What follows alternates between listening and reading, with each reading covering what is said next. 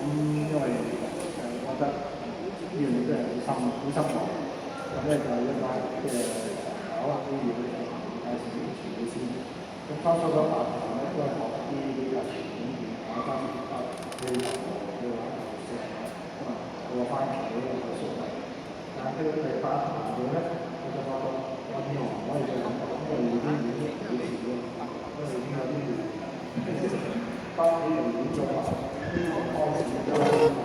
咁我哋都係一個好啟發性高能都嘅意思，咁變咗咧就即係我呢個話，咁所謂創作嗰啲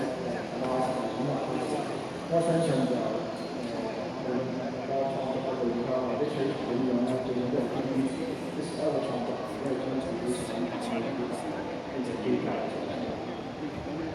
好開心啊！聽咗一位醫生咧，佢話咧對你嘅追求好緊要。我自己睇醫生，我接觸咗咧，我就感覺唔到佢哋有你嘅訓練咯。唔知醫生係咪做整容嘅咧？有需要可能揾你啊。講起呢個東西，呢個真係喺個人而啦。我諗最遠嘅東西就係最自然嘅東西，大自然創造本身就係即係上天俾我哋嘅所有因素，光、影、色、聲音，所以亦都係變咗落嚟。同埋人有嗰種感覺承受力。有好多我唔知啊，冇訪問過。